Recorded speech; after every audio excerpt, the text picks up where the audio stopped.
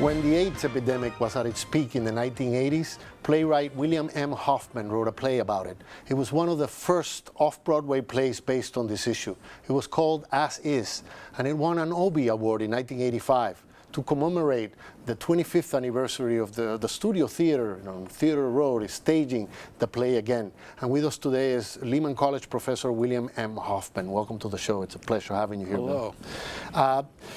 Tell me a little bit about what it means for a theater to call you 25 years later and say, we want to commemorate the 25th anniversary of your work. How did that feel, that first initial call? I couldn't believe so much time had passed. Really? It seemed like yesterday, and yet, of course, it wasn't yesterday. And it was 25 years ago that we were on Broadway, actually, doing the show at the Lyceum Theater.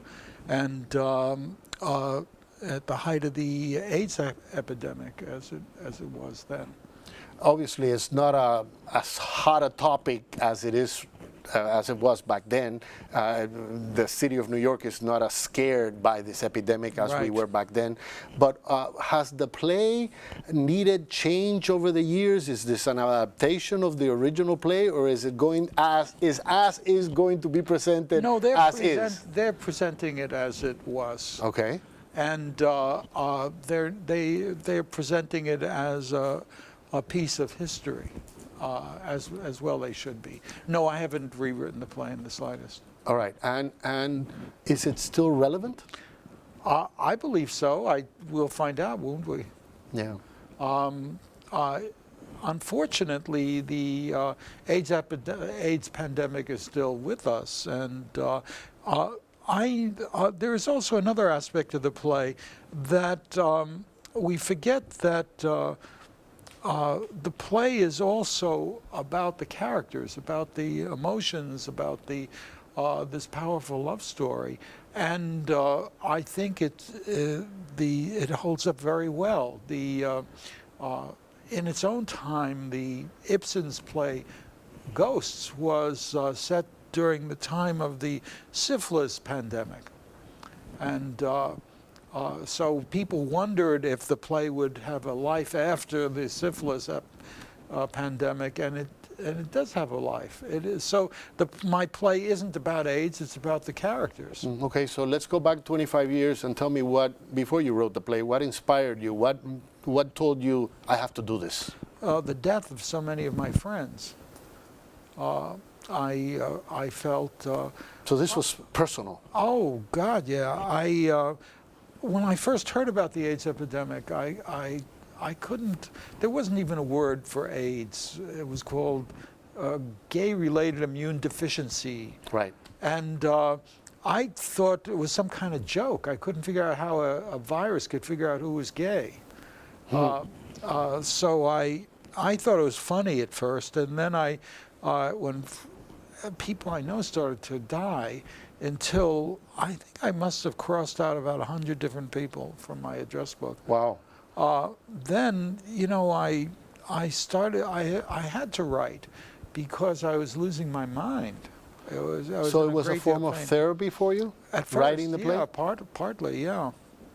And how did the AIDS community, not to say the gay community, but the AIDS community? There was beginnings of an AIDS community. It was coalescing. When I first started, there was no AIDS community. It was just dying people, and those related to those who were dying. And then gradually, help started to rise from the midst of the community itself. It was very powerful. The play is set in New York City? Set in New York City, yes. And New Yorkers, when they first went and saw this play, what were they saying to you? A lot of them were relieved that I was talking about it. The New York Times was not talking about it because the owner of the New York Times was a man who hated gay people, and he didn't want the word gay in his newspaper. It was as simple as that.